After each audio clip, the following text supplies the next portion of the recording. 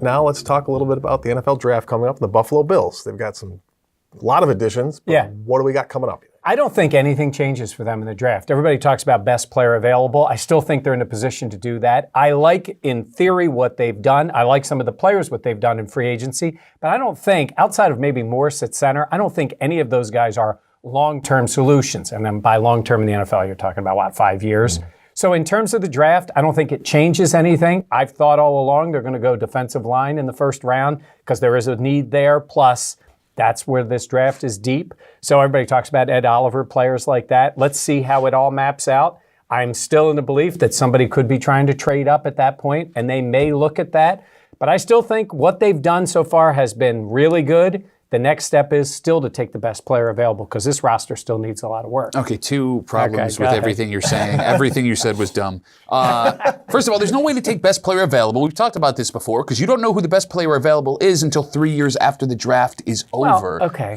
So it's not the best player available. No, it is a valid argument. That's not a valid argument. Second, how do you say that it's a deep D-tackle draft and they go take a D-tackle at 9? If it's a deep draft, you take the bigger need, which is wide receiver for that's the football how you get team. Yourself in trouble. No, it's a deep draft. There's a whole bunch of them. Okay, so I'm going to take this guy right here, even though there's like 10 guys back there here. may be 4 D tackles or defensive linemen taken by the time the Bills go at number 9. Okay, but is D tackle that much of a need for you right now? You addressed it pretty high in the draft last season with Harrison Phillips. You've got some guys. What? Harrison Phillips, okay. What about him? What? Nice rotation player that hopefully can become a every down player in the NFL. Okay, so not exactly like a dominant D lineman. Okay, so what makes more of an impact on you? A guy as a D lineman who you will be rotating in, even if it is a superstar D lineman, or a wide receiver who you need a number 1 wide receiver who could make a physical impact for your piece that you drafted. The D lineman is more important. You're kidding me! Rookie quarterback! Yeah, why get hit pieces? God, why do I talk to you? Matt, what do you think? So you mentioned Ed Oliver. I think another guy that might drop did not have a great combine, Christian Wilkins.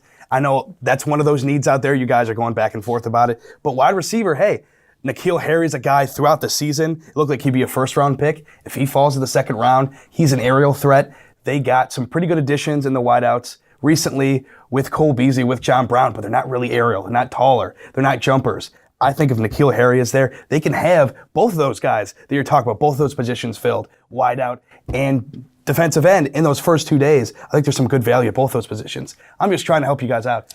He's the mediator. He's scared of you. We know this. There's a reason he would side with you. He's not scared of anybody. Oh, no, I side with that's a side for both. I took both sides. This kind of creates, you think about it. The NFL draft is exactly what the NFL has always wanted.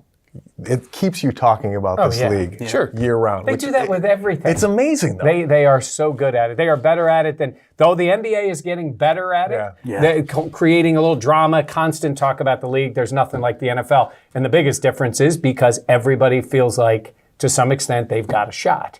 That we're only a couple of players away. We got our quarterback, whatever it is. I think the Bills are in that position now. No, but they legitimately are for the first time in a long time. Where you hit on 2 of your top 4 draft picks here, you're good. You're golden. The problem that you're going to have walking into this season is the additions you made in free agency, because you made a lot of, like Mike said, short-term solution guys that could step up and be big for you.